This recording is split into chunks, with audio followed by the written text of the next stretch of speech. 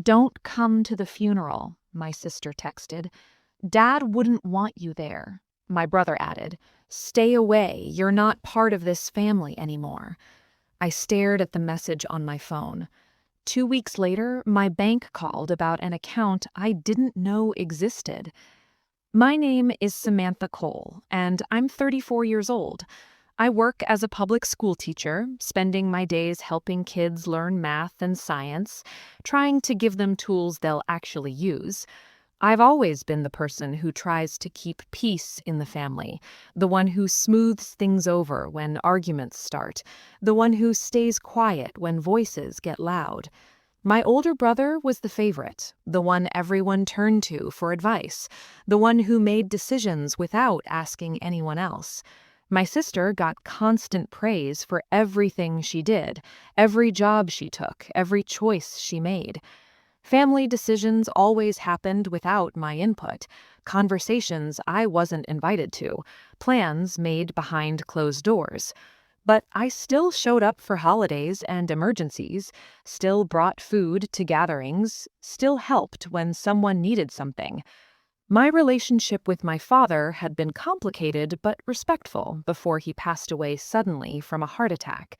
We didn't talk every day, but when we did, the conversations mattered. When I heard about his funeral arrangements, I assumed I would be included, like everyone else, that whatever tension existed would be set aside for this moment. Instead, I received a short message telling me not to attend. I wasn't rich or glamorous, but I had something they didn't expect. If you know what it feels like to be pushed aside by your own family, you understand this pain. Have you ever felt invisible or underestimated by the people who should love you most? Subscribe if this resonates with you.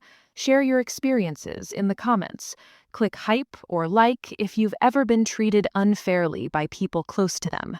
I received the group text telling me I was banned from attending my own father's funeral while I was grading papers at my kitchen table.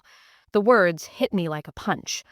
I tried calling my brother, my hands shaking as I dialed, but he refused to answer and sent another message saying, "Don't cause a scene." A cousin privately told me later that the family had been discussing excluding me for weeks, that they'd made the decision without ever talking to me directly. At a small memorial gathering later that week, relatives avoided eye contact and treated me like an outsider, like someone who didn't belong there. My sister publicly claimed I only showed up when money was involved, that I'd never cared about the family, that I was selfish and distant. I was shocked and embarrassed in front of extended family, aunts and uncles I'd known my whole life. I decided not to argue and left quietly, walking to my car with tears burning my eyes. 2 weeks later, I got an unexpected call from my bank asking to confirm details about a $220,000 account connected to my name, an account I didn't even know existed. I discovered my siblings had been managing all funeral and estate decisions without telling me, holding meetings, making plans, dividing things up. I received legal paperwork in the mail asking me to sign away any claim to my father's assets, documents that stated I had already agreed verbally, which I knew was completely false. At a family gathering a few days later, my brother publicly said I'd abandoned the family years ago, that I'd stopped caring, that I'd distanced myself on purpose. Relatives began believing the story and distancing themselves from me, treating me differently, like I was the problem. I felt humiliated, but refused to react emotionally, refused to yell or cry or defend myself in front of everyone. Instead, I started reviewing old messages and financial conversations I'd had with my father, going through emails and texts on my laptop late at night. I realized there were gaps between what the family claimed and what actually happened, inconsistencies that didn't make sense. What they didn't know was that I'd kept years of emails and voice messages from my father, saved in folders on my computer and backed up on an external drive. He often asked me for help organizing paperwork because I was the most detail-oriented, the one who understood filing systems and digital records. While reviewing those records, I noticed references to a private savings account he'd mentioned setting up, an account he'd told me about in a voice message months before he died. The dates and instructions didn't match what my siblings had been telling everyone, didn't align with the story they were presenting. I organized the messages and documents into a timeline on my laptop, creating a clear picture of what had actually happened. I had a plan they never saw coming. I waited for the right moment, when the truth would matter most. My cousin Daniel quietly reached out and admitted the family meetings felt wrong to him, that something didn't sit right about how everything was being handled.